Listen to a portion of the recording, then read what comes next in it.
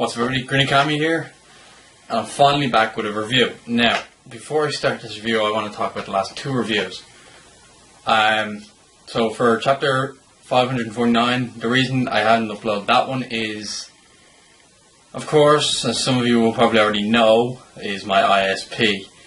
The video refused to upload because it was taking too long and it kept on freezing at 32%, which really annoyed me, so I just gave up after 3 days.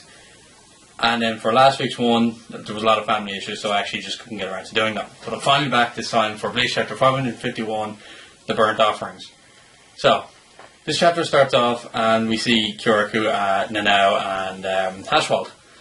And Haschwald's wondering why his sword won't actually, it's not working against this weird looking wall thing. Nanao reveals that this is actually a Kido she created using that is to block Quincy powered Ryatsu. And the reason she was able to do this is because of all the Ryatsu they left during the last invasion. Haschwald then asks if the other captains know how to do this, and Nanao is just like, no. And then we see Soifon and BG9's explosion from behind. And then Haschwald's like, oh well, maybe if you had perfected it and taught everyone, then the captains could die in battle rather than getting executed like this. And then we switch over to Hitsugaya, who's on the run from Basby. Basby is just chasing him down. Hitsugaya is bleeding out. He's dying basically. Hitsugaya then uses some weird mist attack and well, not really an attack, but a mist technique, and Basby can't see around. But of course he uses like Burning Stomp, one of his other techniques, and it just clears the mist pretty much immediately. He then sees Hitsugaya and asks why he hasn't found a place to hide or whatever. And Hitsugaya explains that he simply just didn't have time, but he managed to set up a trap. Now, I don't really know how he could do that so fast, but he does it anyway, and I can't remember the name of the attack, but it's like the 1,000-year ice prison that he uses against Lupi and Halibel. He uses some techniques similar to that covers Basby, but he just breaks out of it almost immediately. And then Hitsugaya is shocked at this, and Basby's like, you need to realize that this isn't going to work. You're making me. Are you trying to make me use two fingers? And then Hitsugaya just goes into attack, and Basby uses his two-finger attack, and just big burn mark across his chest, and you can even see it in the ground as well. So you know that was a strong attack, and this basically takes Hitsugaya out for the count. He's lying on the ground pretty much dead. And Kangdu arrives saying, I want to finish it as we promised that all captains would. All Quincy would defeat the captains they stole the Bankai off. So he goes to finish the final blow, and then Mayuri gets a message from Urahara who explains that he knows how to get Bankai back. Right, so let's get to the start. So we start off with, as I said before, Kyoraku, Nanao, and Haschwald. Now, this is great. I really like this scene because Nanao is actually getting to do something, though I was a bit disappointed that it wasn't her Shikai, but it was just a Kido. But even still, it's still pretty damn awesome, the fact that she was able to do that. I think it's pretty clear now that she and Momo are the best Kido users of the vice captains, and potentially even better than a lot of the captains. We all know they're better than Kenpachi and all that, but we don't know about the rest of them.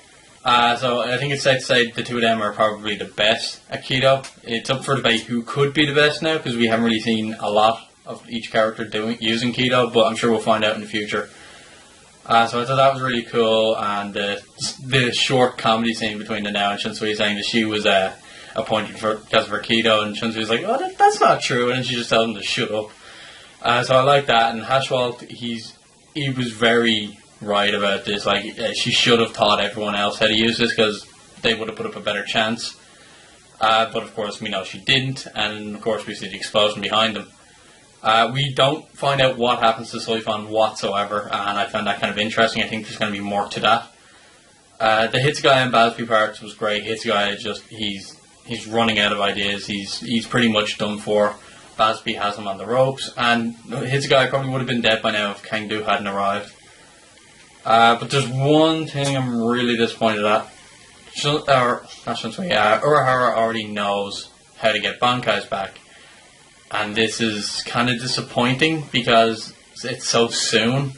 And it would have been interesting to see Hitsugai and Soifan die. Now, both are good characters. I like both of them, but think how cool it would have been if two of them died. Now, we know they're not. We know Hitsugaya is definitely not going to die because Byakuya didn't die, and Hitsugai is more popular than Byakuya. So, yeah, we know he's not going to die. But Soifan could technically still die. BG9 doesn't seem to be much of a pushover. He owning Soifan, really. Then again, so is Baspi. He's owning Hitsugaya. The appearance from Kangdu, yeah, I get the fact that he wants to finish Hitsugaya off, but I found it kind of pointless, and it's just going to help for Hitsugaya to survive now. Now, if Urahara can get the Bankais back, I don't think Hitsugaya is going to win. No, I think Hitsugaya is going to have to retreat. Whether or not, I don't think Hitsugaya is going to get his Bankai back yet. He's going to retreat, and then he's going to come back later and get his Bankai. In the meantime, I think Baspi is probably going to go off looking for another fight, and I think he's going to run into Rose, so that's going to be awesome. As for next week, I do think we're going to see Urahara again. I do think we'll see him, and hopefully we'll see the others who are there with him, and not just Chad nor Hime. I hope we see Nell, Grimjow, and whoever the hell else is there. And I was looking at the data books, and where it mentioned this battle, whether or not they could come back, they might come back, and they most definitely won't come back.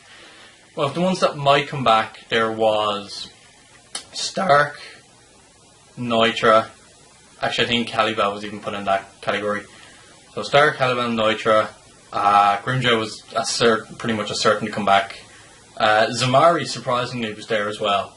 And I think Yami was also in that group as well. And because all of them came back.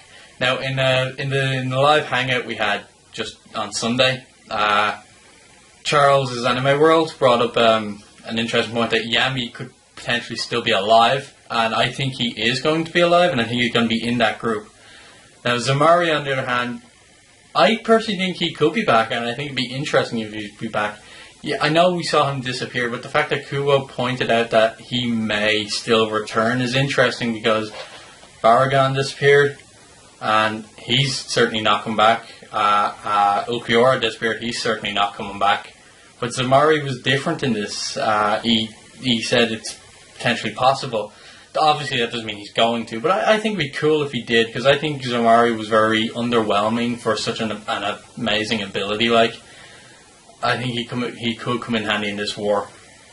Stark, as much as I'd love him to be alive, if he is alive, there's no way he can release. Lilynet's gone, so he can't release, really. Unless she somehow survived as well, which I don't think, because I think it was made pretty clear that she had died.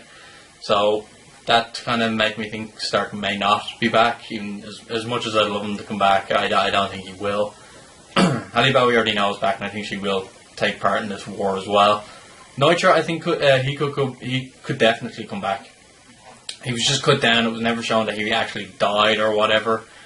He was just kind of lying there lifeless, but he could have just been, so badly injured that he didn't, like, he just couldn't move, but he didn't die. I think Unana could have maybe healed him, or someone could have healed him. Who knows? We'll find out. Yeah, that's my thoughts on this chapter. Hope you enjoyed it. I'm trying to sort out everything with my ISP, so hopefully I won't have any more problems. Calling them again now in a few minutes, so we'll see what happens. Just bring a comment, like, comment, and subscribe. I'll talk to you later.